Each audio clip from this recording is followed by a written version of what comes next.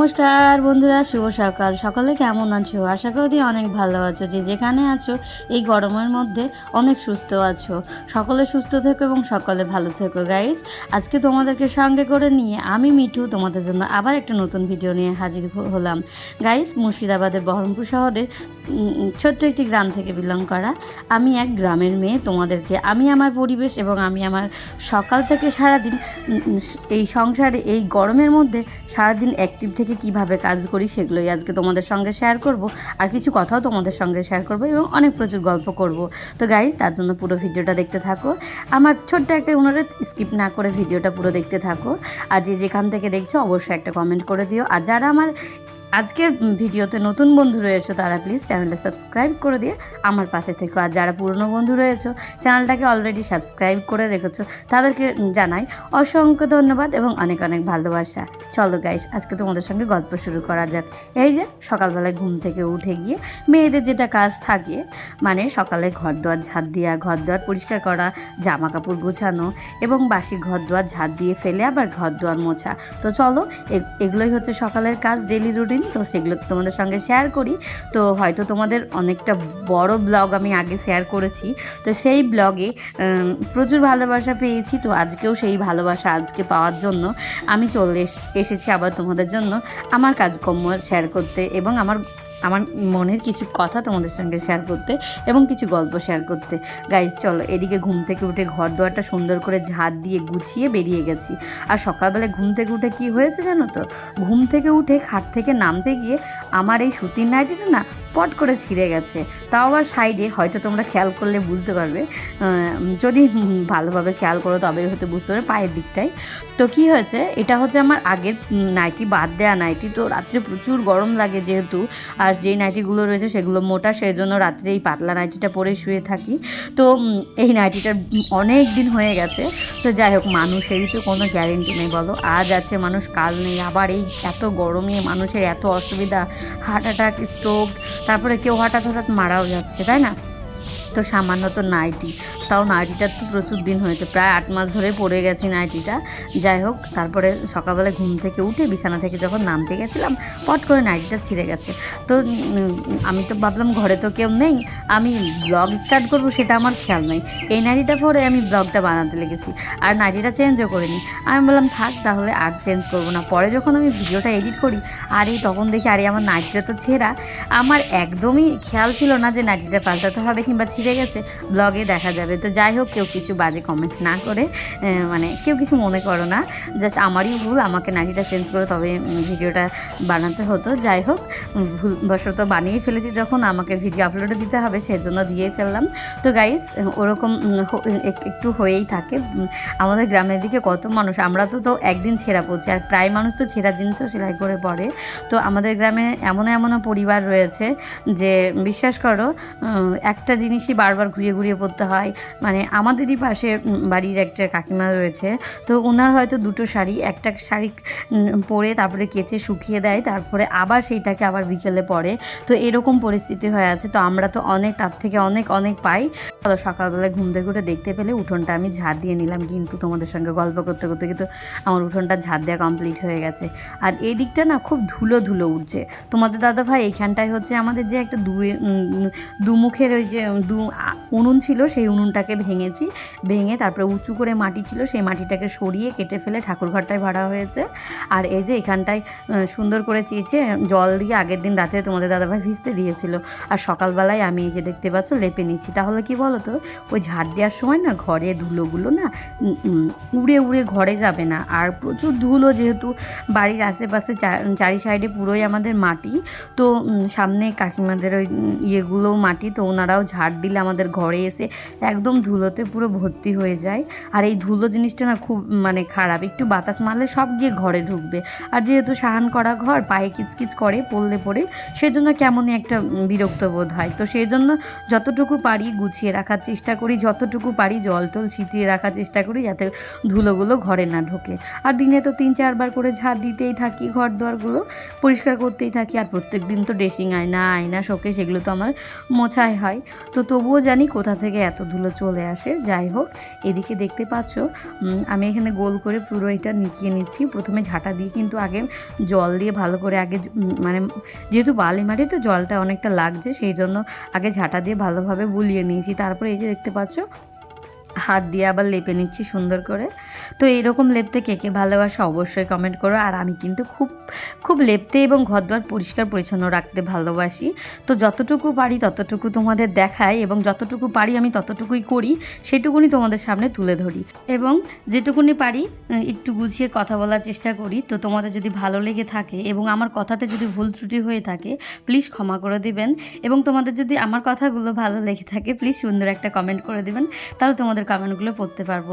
Guys, যাই হোক, কালকের ভিডিওতে তানিয়া সূত্রধর কমেন্ট করেছে নবদ্বীপ থেকে। তো দিদিভাইকে জানাই অসংখ্য ধন্যবাদ এবং অনেক অনেক ভালোবাসা নিজের মূল্যবান সময়টুকু আমার ভিডিওতে দেওয়ার জন্য। তো এভাবেই পাশে থেকো, এভাবেই সাথে থেকো। তো দেখো কতগুলো ডিম দিয়েছে মুরগিতে। তো 2টো মুরগিতে ডিম দিয়েছে, দুটো করে গোছাতে গোছাতে এতগুলো ডিম হয়েছে। ওখানে প্রায় 9টা মতো ডিম রয়েছে। তো আজ যেহেতু শনিবার, তো তোমাদের দাদাভাই বলছিল ডিমগুলো বিক্রি করার কথা, যেহেতু এই গরমের মধ্যে ডিম খাওয়াটাই একদম অসহ্যকর হয়ে যাচ্ছে। তো আমি ভাবলাম যেমন আমাদের ডিম খেতে অসুবিধা হচ্ছে, সেরকম আর 5টা মানুষেরও কিন্তু ডিম খেতে অসুবিধা হবে। তো সেই জন্য বললাম এই গরমে ডিম মনে হয় আর কেউ নেবে না, তো তার থেকে ভালো একদিন সময় করে ডিমগুলো রান্না করে নেব। তো ডিমগুলোকে আমি ফ্রিজে ঢুকিয়ে দিলাম। ফ্রিজে ডিমটা রাখলে কিন্তু অনেক দিন ভালো থাকবে।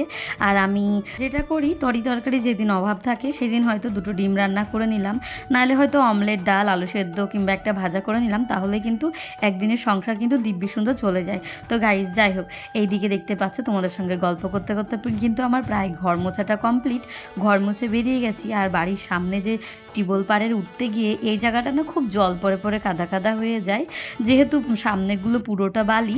ওই বালি পায়ে এসে এইখানে জল পড়ে থাকলে কাদা কাদা হয়ে সেগুলো আবার ঘরে যায়। সেজন্য এই জায়গাটাকেও সুন্দরভাবে মুছে নিই আর ধুয়েও নিই। ধুয়ে ঝাঁটা দিয়ে ঝাঁটিয়ে ফেলে দিই, যেহেতু ওই দিকটায় আমি লেপেছি। ধুয়ে ফেললে কিন্তু ওই লেপাটা আমার বৃথা হয়ে যাবে, সেই জন্য এই জায়গাটাকে ভালো করে মুছে নিলাম।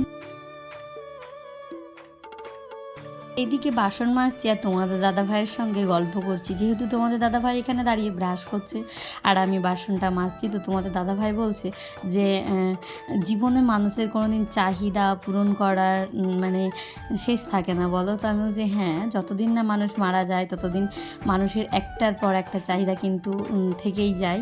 গাইস, যাই হোক, এই যে ছেঁড়া নাইটি পরে সারাক্ষণ কাজ করে চলেছি। এইদিকে কিন্তু আমার বাসন মাজাটাও কমপ্লিট হয়ে গেছে। তারপরে যেটা করব, সার্ফটা কেচে সান্ধান করে তারপরে সংসারের কাজে আবার লেগে পড়বো। আর যা গরম পড়েছে সকালবেলায়, সকাল সকাল যদি কাজগুলো না করে নিই, বেলা 10টা বাজছে তখন মারাত্মক গরম পড়ে যাচ্ছে। এই গরম আমরা সহ্য করতে পারছি না, তাই তো? আর আমাদের গ্রামের মা, কাকিমা, বাবা, কাকারা যাদের জমিতে হচ্ছে ভেন্ডি লাগানো রয়েছে, তারা কি করে জানো তো?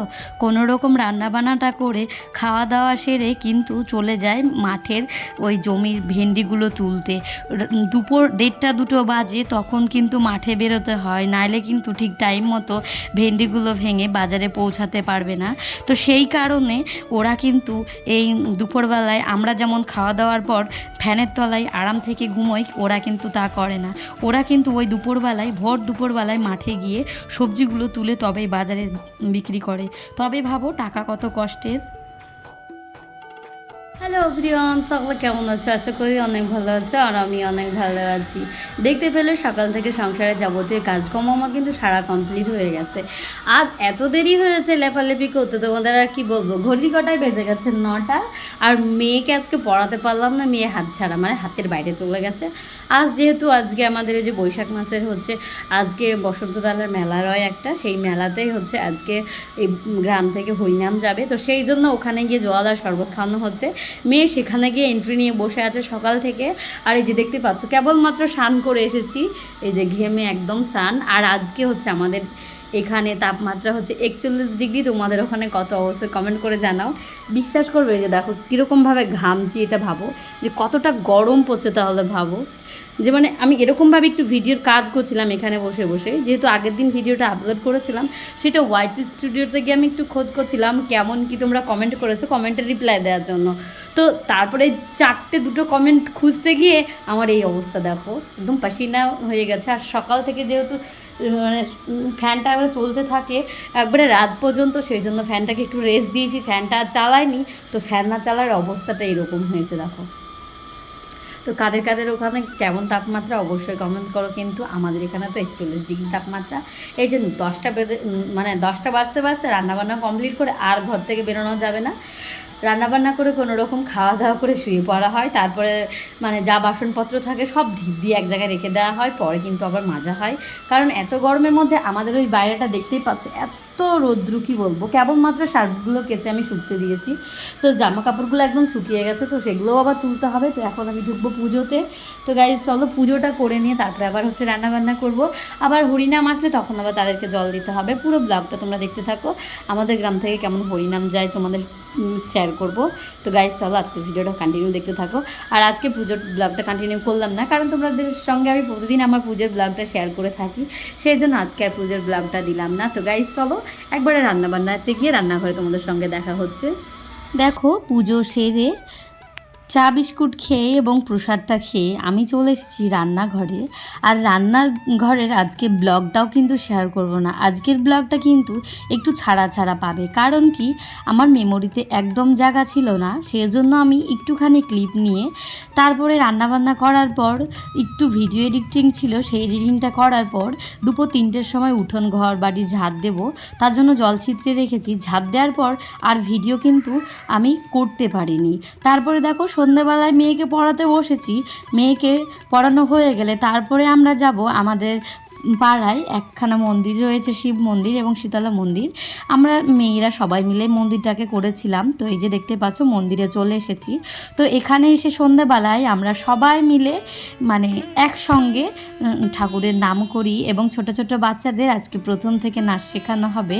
যেহেতু আমরা এখানে রেগুলারই কীর্তন করতে আসছি, তো সেই জন্য ভাবছিলাম যে ছোট বাচ্চাদের নাচ শেখালে কেমন হয়, ওরাও অ্যাক্টিভ থাকবে এবং একটু আনন্দও পাবে। সেই জন্য ওদেরকে বললাম তোমরা নাচ করবে আর আমরা কিন্তু মুখে গান করব। তো কৃষ্ণেরই নাম নিয়ে সারাক্ষণ মানে 1 ঘন্টা 1.5 ঘন্টা ধরে আমরা এরকমভাবে সন্ধ্যেবেলায় সবাই মিলে ছেলে মেয়ে কাকা দাদা সবাই মিলে কিন্তু আমরা টাইমটাকে পার করি। আর আমরা এই জায়গায় এসে খুব খুব খুব আনন্দ পাই। তো গাইস তোমাদের আজকের ভিডিওটা কেমন লাগছে অবশ্যই কমেন্ট করো কিন্তু। আর এই ছোট ছোট বাচ্চাদের জন্য চ্যানেলটা কিন্তু সাবস্ক্রাইব করে দিও। এই ধরনের নিত্য নতুন ব্লগ ভিডিও দেখার জন্য আমার চ্যানেলটাকে যদি সাবস্ক্রাইব করে থাকো তাহলে তোমাদের কাছে কিন্তু নোটিফিকেশানগুলো চলে যাবে। গাইজ যাই হোক, আমাদের এখানে যেরকমভাবে আমরা কাটাই, চলো তোমাদেরকে একটু অরিজিনাল ভয়েসে শোনাই আমরা কিভাবে আমরা আনন্দ করি।